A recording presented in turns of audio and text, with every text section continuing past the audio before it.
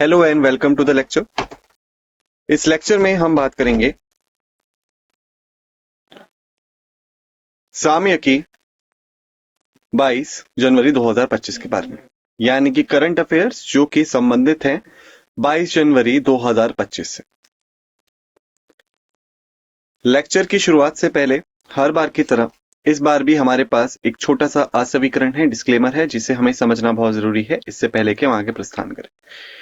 Disclaimer कुछ इस प्रकार से है: the images used in a slide deck are for educational purposes only. We respect the intellectual property rights of the original creators and owners of these images. If you are the owner of any of the images used in this tag and have any concerns or issues, please contact us at sathi@iitk.ac.in and we shall remove the images. पहले देखते हैं कुछ अंतरराष्ट्रीय खबरों के बारे में।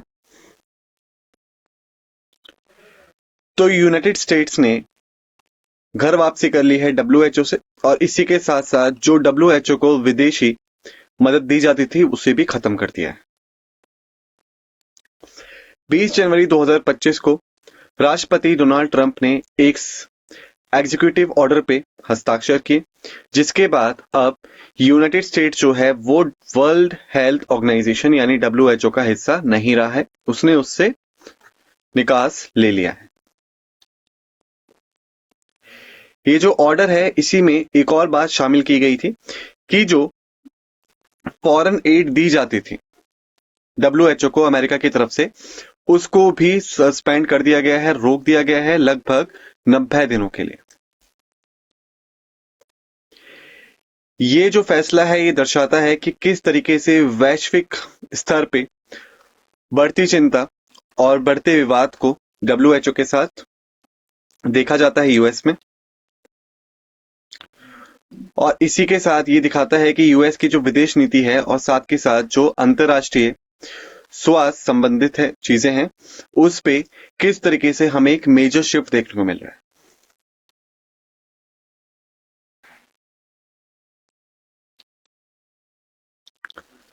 अगली खबर, ट्रंप ने यूएस को पेरिस समझौते से भी बाहर निकाल लिया है, वो भी दोबारा। तो राष्ट्रपति डोनाल्ड ट्रंप ने एक शुरुआत करी जिसमें यूनाइटेड स्टेट्स ने दूसरी बार खुद को पेरिस क्लाइमेट एग्रीमेंट से बाहर निकाल लिया है, और ये बात 20 जनवरी 2025 को डोनाल्ड ट्रंप द्वारा की गई थी।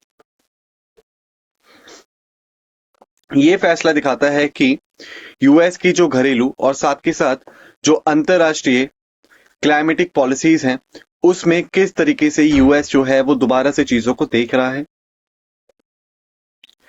और साथ के साथ ये जो निकास है यूएस का पेरिस एग्रीमेंट से वो दुनिया भर के पर्यावरणविद ग्रुप और इसके साथ साथ जो अंतरराष्ट्रीय लीडर्स हैं उनके द्वारा इसका बहुत ज्यादा क्रिटिसिज्म किया जा रहा है, बहुत ज्यादा आलोचना हो रही है।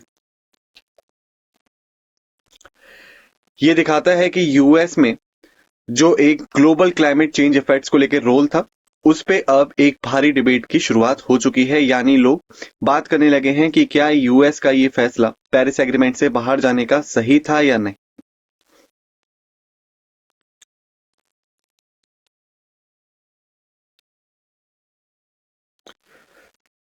अगली खबर है, नाइजीरिया ने ज्वाइन करा है ब्रिक्स को एक साथी के तौर पे, और ये दिखाता है जो ब्रिक्स का उद्देश्य था वैश्विक समर्थन का यानी कि ग्लोबल कोलैबोरेशन का, उसको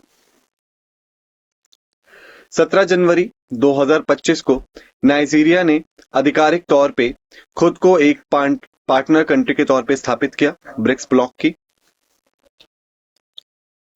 ब्रिक्स ब्लॉक का जो मतलब है वो है ब्राजील, रशिया, इंडिया, चाइना और साउथ अफ्रीका। ये फाउंडिंग मेंबर्स हैं ब्रिक्स के। ये रणनीतिक कदम ये दिखाता है कि जो नाइजीरिया की आर्थिक और साथ के साथ राजनयिक गठबंदी है दुनिया भर से बढ़ती हुई इकोनॉमीज के साथ में, वो किस तरीके से रणनीतिगत मिलाई जा सकती है। ये घोषणा ब्राजील की फॉरेन मिनिस्ट्री द्वारा की गई, और साथ ही साथ ये बताया गया कि नाइजीरिया जो है वो बहुत उत्सुक है अपने रोल को लेके, और साथ के साथ जो साउथ साउथ यानी दक्षिण दक्षिण कॉपरेशन है उसको भी ये चीज बढ़ावा देगी।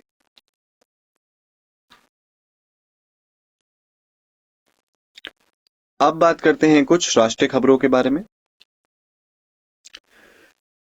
हम अभी उत्सव मना रहे हैं बेटी बचाओ बेटी पढ़ाओ के पूरे 1 दशक पूरे होने का। तो जो मिनिस्ट्री है वुमेन और चाइल्ड डेवलपमेंट की, उन्होंने अभी हाल ही में उत्सव मनाया 10वीं सालगिरह का बेटी बचाओ बेटी पढ़ाओ स्कीम की। ये जो इनिशिएटिव था इसको 22 जनवरी 2015 को लॉन्च किया गया प्रधानमंत्री नरेंद्र मोदी द्वारा पानीपत हरियाणा में।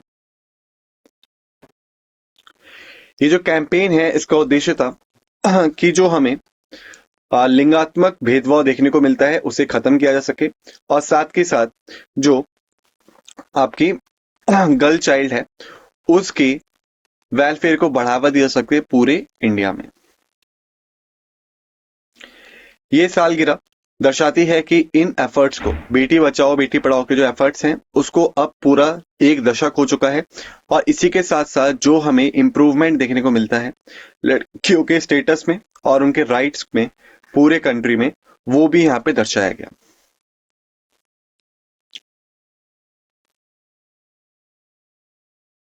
अब बात करते हैं राज्य समाचारों के बारे में। छत्तीसगढ़ के सीएम ने लॉन्च किया 10,000 सालाना मदद स्कीम को, जो वहां पे मजदूर हैं उनके लिए। छत्तीसगढ़ के चीफ मिनिस्टर विष्णुदेव साय ने एक स्कीम लॉन्च की जिसके तहत लगभग 10,000 रुपए सालाना दिए जाएंगे उन मजदूरों को जिनके पास जमीनें नहीं। ये जो इनिशिएटिव है इसका एम है कि लगभग 7.5 लाख भूमिहीन जो कृषि मजदूर हैं स्टेट में उनको आर्थिक मदद पहुंचाई जा सके। और ये जो स्कीम है ये एक बड़ी स्कीम्स जैसे कि वेलफेयर मेजर्स जो अभी चुनाव से पहले सरकार ने किए थे उन्हीं का एक हिस्सा मानी जा रही है। सीएम की अनाउंसमेंट गवर्नमेंट का फोकस दर्शाती है कि किस प्रकार से वो वित्तीय स्थिरता को सुनिश्चित करना चाहते हैं उन लोगों में जो कि हाशिए पे हैं या फिर जो कि बहुत ज्यादा आप कह सकते हैं पिछड़े हुए हैं।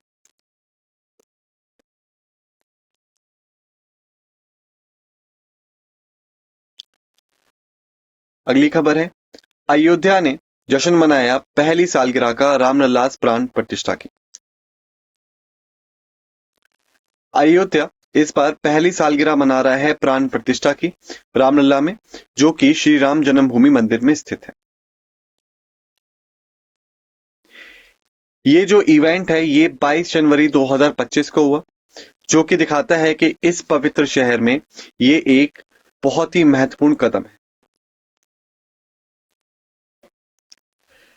अयोध्या की जो स्पिरिचुअल लेगेसी है उसी के साथ साथ जो राम मंदिर का सालों से चला आ रहा या ये कहें सदियों से चला आ रहा स्ट्रगल था, वो भी यहाँ पे सेलिब्रेट किया गया।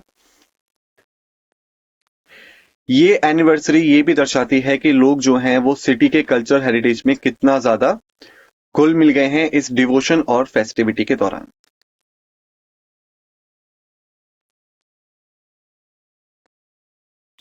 अब बात करते हैं कुछ रक्षा समाचारों के बारे में। डीआरडीएल ने कूल्ड स्क्रीमजेट इंजन का टेस्ट किया। तो जो defence research and development laboratory है उसने अभी हाल ही में एक हाइपरसोनिक टेक्नोलॉजी में महारत हासिल करी। उन्होंने सफलतापूर्वक ग्राउंड टेस्ट को कंप्लीट किया एक एक्टिव कूल्ड स्क्रैमजेट कंबस्टर का, और लगभग 120 सेकंड तक इसको चलाकर देखा गया। ये एक ऐतिहासिक कदम है भारत की नेक्स्ट जनरेशन की या अगली पीढ़ी की हाइपरसोनिक मिसाइल को बदलती हुई टेक्नोलॉजी में। ये अचीवमेंट भारत को हाइपरसोनिक मिसाइल्स बनाने की तकनीकी में काफी आगे ले जा सकता है, जिसमें मुख्यतः हम हाइपरसोनिक मिसाइल की स्पीड और उसकी एजिलिटी यानी कि उसका वेग और उसकी स्थिरता बदलने वाली काबिलियत पे काम कर रहे हैं।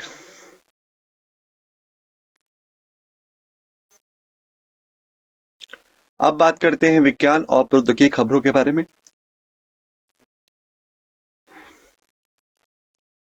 यूनेस्को और मेटी ने साझेदारी करी एआई रेडीनेस असेसमेंट के लिए भारत में। तो यूनेस्को का जो दक्षिण एशियाई क्षेत्र ऑफिस है, यानी कि UNESCO south Asia regional office, उसने अभी हाल ही में ministry of electronics and information technology के साथ साझेदारी करी और साथ ही इकागी लॉ के साथ भी, और इसी के साथ 2 दिन का एक विचार विमर्श केंद्र स्थापित किया एआई रेडीनेस असेसमेंट मेथोडोलॉजी के लिए, यानी कि रैम के लिए। ये जो इवेंट है ये आपका 16 जनवरी से लेकर 17 जनवरी 2025 तक आईआईटी या यूं कहें आईआईआईटी बेंगलुरु और साथ के साथ नेस्कॉम एआई ऑफिस द्वारा किया गया। इसका जो उद्देश्य था वो ये था कि भारत की जो India specific AI policy report है उसको विकसित किया जा सके और पहचान की जा सके उन एरियाज की जहां पे हम मजबूती से बहुत सारी अपॉर्चुनिटीज को पैदा कर सकते हैं भारत के एआई परिदृश्य में। ये इनिशिएटिव जो है ये भारत का एक सिग्निफिकेंट मूव है जो कि भारत में एआई इकोसिस्टम को बढ़ावा देगा और साथ के साथ जो वैश्विक आदर्शवादी स्टैंडर्ड्स हैं एआई को लेके उसमें भी भारत की जो कमिटमेंट है उसको दर्शाएगा।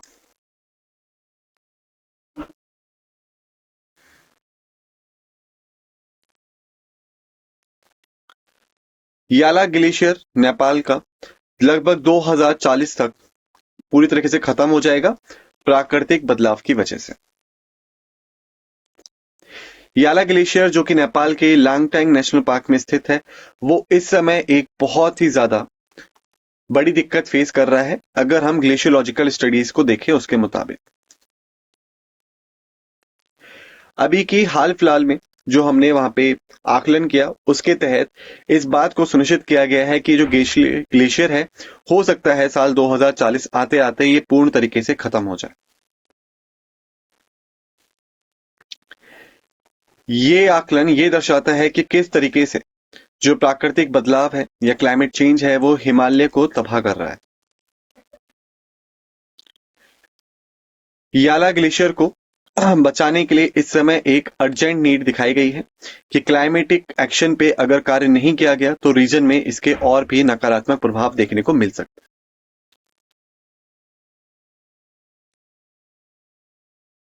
अब हम बात करते हैं बुक्स और ऑथर्स की खबरों के बारे में। How India lead the G20, Amitabh Kant की एक इनसाइड स्टोरी।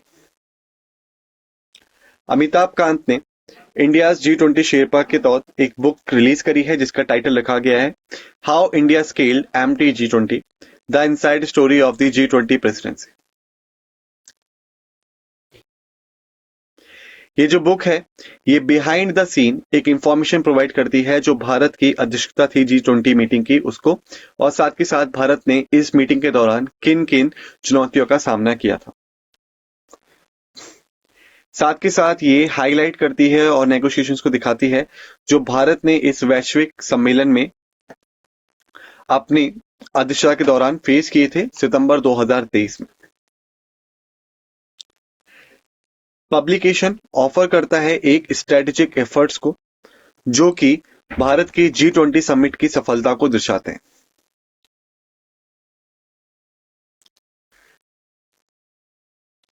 बात करते हैं कुछ रैंक और रिपोर्ट्स की खबरों के बारे में। भारत जो है वो तीसरे स्थान पे आ चुका है एडलमन ट्रस्ट बैरोमीटर 2025 रैंकिंग्स के तहत।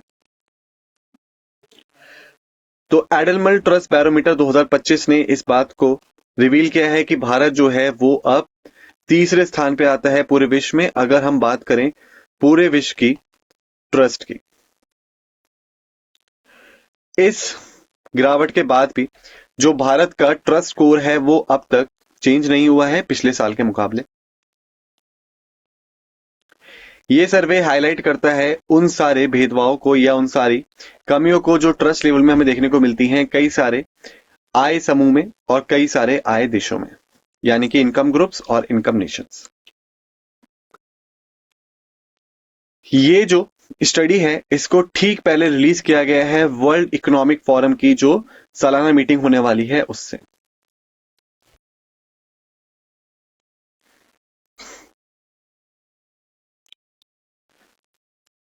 दुनिया की शीर्ष 10 कंट्रीज में जो हाईएस्ट पब्लिक पेंशन वेल्थ है 2025 की, उसके लिए भी एक रिपोर्ट जारी की गई है। पब्लिक पेंशन वेल्थ जो है वो बहुत ही ज्यादा महत्वपूर्ण होती है किसी भी देश की वित्तीय स्थिरता के लिए और साथ के साथ उसकी सामाजिक सुरक्षा के लिए। ये आर्टिकल एक्सप्लोर करता है उन शीर्ष 10 देशों को जहां पे उच्चतम पब्लिक पेंशन वेल्थ है 2025 में। ये दिखाता है भारत का क्या स्थान है और साथ के साथ भारत ने किन चुनौतियों का सामना किया और कैसे उन्हें समाधान दिया। ये फंड सुनिश्चित करते हैं भारत की आर्थिक सुरक्षा को उन लोगों के लिए जो कि अब सेवानिवृत्त हो चुके हैं, उन्हें अब भी वित्तीय स्वतंत्रता दी जाएगी उनके आखिरी सालों के।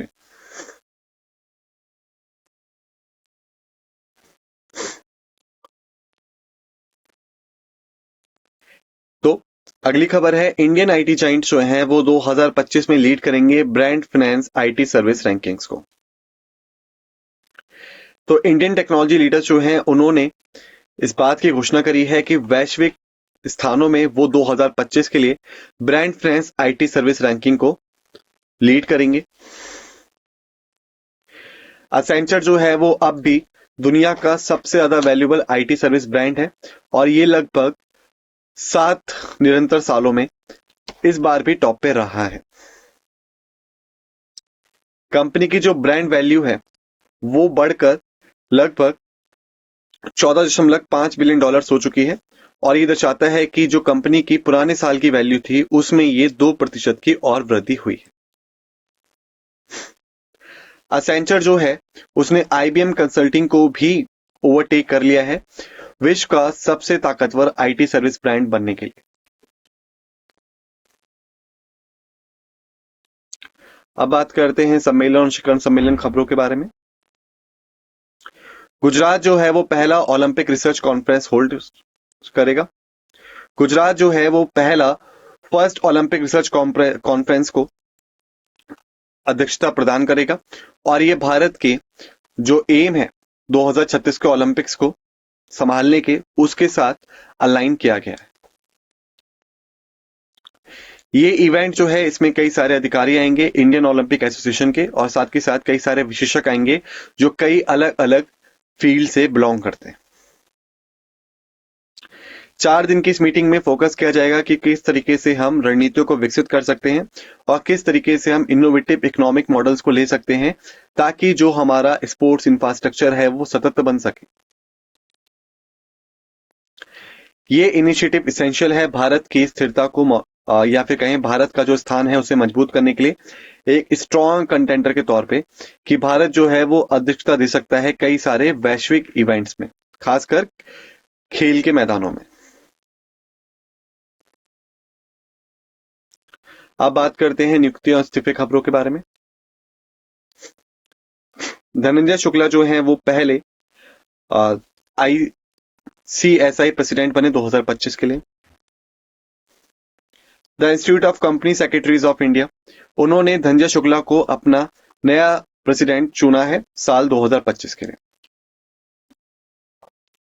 पवन जी चंदेक जो हैं वो वाइस प्रेसिडेंट के लिए चुने गए हैं।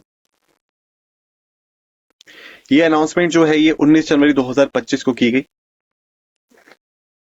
ये लीडरशिप चेंज दिखाता है कि इसके तहत कुछ नई डायरेक्शन और इनिशिएटिव जो है वो आईसीएससी में लाए जाएंगे।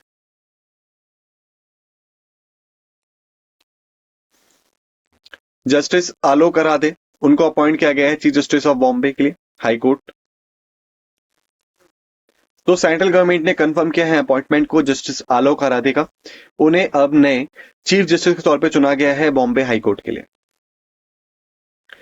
जस्टिस देवेंद्र कुमार उपाध्याय जो हैं उनको भी चुना गया है चीफ जस्टिस के लिए दिल्ली हाई कोर्ट के लिए।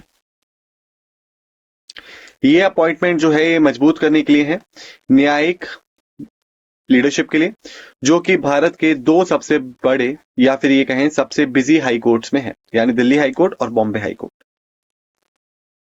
ये नोटिफिकेशन जो है ये इशूड की गई ये इंश्योर करने के लिए कि जो जुडिशियल एडमिनिस्ट्रेशन है वो इफेक्टिवली काम करता रहे।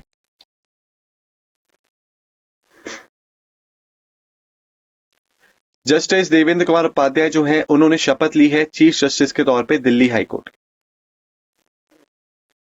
जस्टिस देवेंद्र कुमार उपाध्याय जो है उन्होंने शपथ ली है चीफ जस्टिस के लिए दिल्ली हाई कोर्ट। ये जो ओथ है ये दिल्ली के लेफ्टिनेंट गवर्नर वीके सक्सेना द्वारा एडमिनिस्ट्रेट की गई राजनिवास में। सेरेमनी को दिल्ली के चीफ मिनिस्टर अतिशी ने भी और बाकी कई सारे नेताओं ने भी अटेंड किया।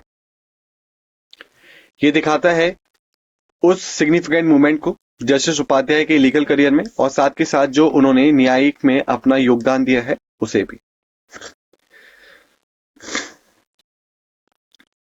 Senior IPS officer Mahesh Kumar Agrawal को अपॉइंट किया गया है बीएसएफ के नए एडीजी के तौर पे। महेश कुमार अग्रवाल जो कि 1994 बैच के आईपीएस ऑफिसर हैं तमिलनाडु कैडर के, उन्हें अपॉइंट किया गया है एडिशनल डायरेक्टर जनरल के तौर पे बॉर्डर सिक्योरिटी फोर्स में। ये अपॉइंटमेंट जो है इसे मिनिस्ट्री ऑफ होम अफेयर्स द्वारा कंफर्म किया गया 19 जनवरी 2025 को। अग्रवाल जो है वो इस कैपेसिटी में लगातार 4 साल के लिए अपनी सेवाएं देंगे। ये अपॉइंटमेंट जो है गवर्नमेंट की कोशिश को दर्शाता है कि किस तरीके से वो बीएसएफ की जो लीडरशिप है उसे मजबूत करना चाहते हैं। हमने टॉपिक को खत्म कर लिया है, अब बात करते हैं सवालों की। देखिए पहला प्रश्न है कि किस दिन प्रेसिडेंट डोनाल्ड ट्रंप ने साइन किया एक एग्जीक्यूटिव ऑर्डर को जिससे कि यूनाइटेड स्टेट्स जो है वो अब फाइनली बाहर जा चुका है वर्ल्ड हेल्थ ऑर्गेनाइजेशन से। विकल्प है 20 जनवरी 2023, 20 जनवरी 2024, 20 जनवरी 2025 या 20 जनवरी 2026। सही उत्तर है सी। तो प्रेसिडेंट डोनाल्ड ट्रंप ने 20 जनवरी 2025 को सिग्नेचर किए थे ताकि जो यूएसए है वो डब्ल्यूएचओ से बाहर हो जाए। अगला प्रश्न है कि कब प्रेसिडेंट डोनाल्ड ट्रंप ने इनिशिएट किया यूएस का एक प्रोसीजर जिसके तहत यूएस दूसरी बार पेरिस क्लाइमेट एग्रीमेंट से बाहर जा चुका है। विकल्प है 20 जनवरी 2023, 20 जनवरी 2024, 20 जनवरी 2025 या 20 जनवरी 2026। सही उत्तर है सी। स्पष्टीकरण 20 जनवरी 2025 को डोनाल्ड ट्रंप ने इस समझौते पर हस्ताक्षर किए थे जिसके तहत अब पेरिस क्लाइमेट से यूएस बाहर जा चुका है। प्रश्न है कि कब नाइजीरिया ने आधिकारिक तौर पे ये स्वीकारा कि वो अब एक पार्टनर कंट्री है ब्रिक्स ब्लॉक का। विकल्प है 17 जनवरी 2023, 17 जनवरी 2024, 17 जनवरी 2025, 17 जनवरी 2026। सही उत्तर है सी। स्पष्टीकरण नाइजीरिया जो है वो आधिकारिक तौर पे ये स्वीकार चुका है कि वो एक पार्टनर कंट्री है ब्रिक्स ब्लॉक का 17 जनवरी 2025 से, और ये एक रणनीतिक और ऐतिहासिक कदम था विश्व की बढ़ती अर्थव्यवस्थाओं के लिए। प्रश्न है कि कब बेटी बचाओ बेटी पढ़ाओ स्कीम को लॉन्च किया गया था और किसके द्वारा। विकल्प है 22 जनवरी 2015 को प्रधानमंत्री नरेंद्र मोदी द्वारा, 22 जनवरी 2015 को राष्ट्रपति प्रणब मुखर्जी द्वारा, 22 जनवरी 2016 को प्रधानमंत्री नरेंद्र मोदी द्वारा या फिर 22 जनवरी 2016 को राष्ट्रपति प्रणब मुखर्जी द्वारा। सही उत्तर है ए, यानी कि 22 जनवरी 2015 को प्रधानमंत्री नरेंद्र मोदी जी द्वारा एट पानीपत हरियाणा। प्रश्न है कि प्राइमरी ऑब्जेक्टिव क्या था उस स्कीम का जिसको छत्तीसगढ़ के चीफ मिनिस्टर विष्णुदेव साय ने अभी लॉन्च किया है। विकल्प है कि फ्री एजुकेशन दी जाए उन बच्चों को जो कि लैंडलेस लेबर्स फैमिली से बिलोंग करते हैं, 10,000 रुपए की सालाना मदद दी जाए भूमिहीन मजदूरों को, घर बनाए जाए भूमिहीन मजदूरों के, या फिर उनको स्वास्थ्य संबंधित बेनिफिट्स दिए जाएं। सही उत्तर है बी, यानी कि 10,000 रुपए की सालाना आर्थिक मदद, और ये कवर करेगा लगभग 7.5 लाख भूमिहीन कृषि मजदूरों को। प्रश्न है कि कब अयोध्या ने अपना पहली सालगिरह बनाई है प्राण प्रतिष्ठा की रामलला की श्री राम जन्मभूमि मंदिर में। विकल्प है 22 जनवरी 2024, 22 जनवरी 2025, 22 जनवरी 2023, 22 जनवरी 2026। सही उत्तर है बी, स्पष्टीकरण, यानी कि 22 जनवरी 2025। प्रश्न है कि क्या सिग्निफिकेंट अचीवमेंट था जिसे अभी हाल ही में defence research and development laboratory ने अकम्प्लिश किया है। विकल्प है कि सक्सेसफुल टेस्ट कंडक्ट किया है न्यूक्लियर मिसाइल का, एक नया स्टेल्थ फाइटर जेट विकसित किया है, सक्सेसफुली कंडक्ट किया है ग्राउंड टेस्ट का एक एक्टिव कूल्ड स्क्रैमजेट कंबस्टर का लगभग 120 सेकंड तक, एक सैटेलाइट को ऑर्बिट में लॉन्च किया है। सही उत्तर है सी, स्पष्टीकरण। तो अभी हाल ही में defence research and development laboratory ने एक ग्राउंड टेस्ट कंप्लीट किया है एक्टिव कूल्ड स्क्रैमजेट कंबस्टर का लगभग 120 सेकंड तक उसको चला के। प्रश्न है कि कब यूनेस्को और मीटी ने ऑर्गेनाइज किया है स्टेक होल्डर कंसल्टेशन को AI readiness assessment methodology RAM के लिए। विकल्प है जनवरी 10-11-2025 आईआईटी दिल्ली में, जनवरी 16-17-2025 IIIT Bengaluru and NASSCOM AI office में, 20 फरवरी और 21 फरवरी 2025 को आईआईटी बॉम्बे, या फिर 15 से 16 मार्च 2025 एट आईआईएससी बेंगलुरु। सही उत्तर है बी, स्पष्टीकरण। जनवरी 16 से 17 2025 IIIT Bengaluru and NASSCOM AI office. प्रश्न है कि कब तक याला ग्लेशियर जो नेपाल में है वो पूरी तरीके से खत्म हो जाएगा प्राकृतिक बदलाव की वजह से। विकल्प है 2030 तक, 2040 तक, 2050 तक, या 2060 तक। सही उत्तर है बी, स्पष्टीकरण। 2040 तक याला ग्लेशियर जो है वो पूर्ण तरीके से समाप्त हो सकता है क्लाइमेटिक चेंज की वजह से। प्रश्न है कि जो बुक को अमिताभ कांत ने अभी लॉन्च किया है भारत की G20 अध्यक्षता को दर्शाने के लिए, उस बुक का नाम क्या है। विकल्प है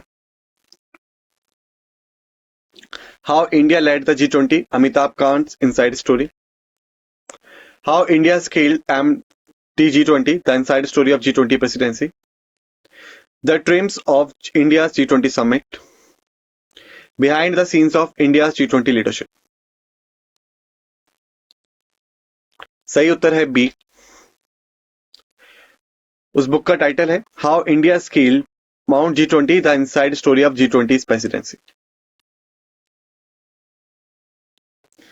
प्रश्न है कि एंडलमन ट्रस्ट बैरोमीटर 2025 के तहत भारत की कौन सी वैश्विक स्थान अभी दिया गया है। विकल्प है पहला, दूसरा, तीसरा, या चौथा। सही उत्तर है सी, स्पष्टीकरण। तो भारत को एडलमन ट्रस्ट बैरोमीटर 2025 के तहत तीसरा स्थान मिला है। प्रश्न है कि क्या प्राइमरी फोकस था उस आर्टिकल का जिसको पब्लिक पेंशन वेल्थ इन 2025 में लॉन्च किया गया। विकल्प है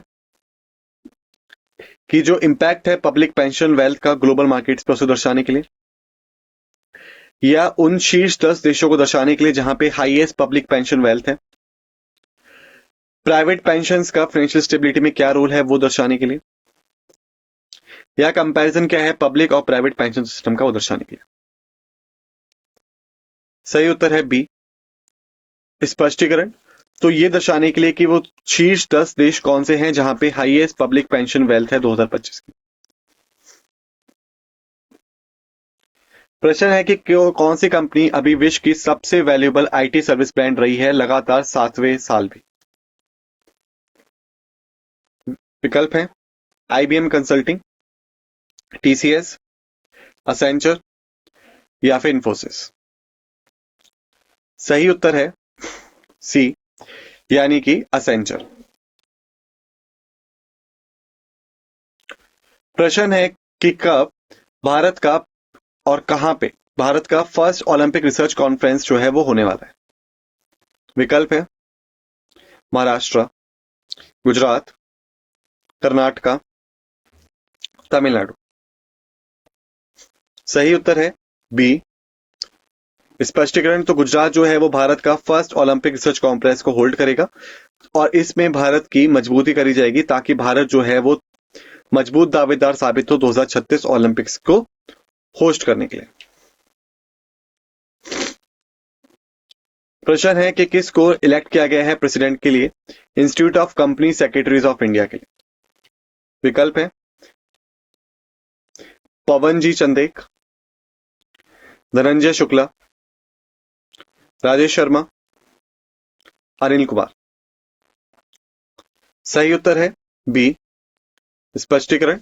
धनंजय शुक्ला जो हैं उनको नए राष्ट्रपति के तौर पे चुना गया है institute of company secretaries of India के लिए। प्रश्न है कि किसको अपॉइंट किया गया है chief justice of Bombay high court? विकल्प है जस्टिस देवेंद्र कुमार उपाध्याय, जस्टिस आलोक राधे, जस्टिस रंजन गोगोई, जस्टिस शरद अरविंद बोबडे। सही उत्तर है बी, स्पष्टीकरण, जस्टिस आलोक राधे।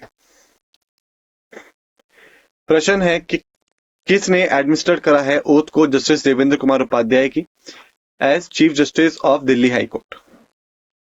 विकल्प है दिल्ली के चीफ मिनिस्टर आतिशी ने, भारत के राष्ट्रपति ने, दिल्ली के लेफ्टिनेंट गवर्नर वीके सक्सेना ने या प्राइम मिनिस्टर ऑफ इंडिया ने। सही उत्तर है सी, स्पष्टीकरण, जस्टिस देवेंद्र कुमार उपाध्याय की जो ओथ थी उसको एडमिनिस्टर किया है दिल्ली के लेफ्टिनेंट गवर्नर वीके सक्सेना ने राजनिवास पे। प्रश्न है कि किसको अभी एडिशनल डायरेक्टर जनरल के तौर पे चुना गया है बॉर्डर सिक्योरिटी फोर्स बीएसएफ के लिए? विकल्प है राजेश कुमार सिंह, महेश कुमार अग्रवाल, सुरेश चंद्र गुप्ता, अनिल कुमार शर्मा। सही उत्तर है बी। तो महेश कुमार अग्रवाल जो कि 1994 बैच आईपीएस ऑफिसर हैं तमिलनाडु कैडर से, उनको चुना गया है नए एडीजी के तौर पे बीएसएफ में। इसी के साथ हमने कर लिया इस लेक्चर को समाप्त। आप सभी का धन्यवाद।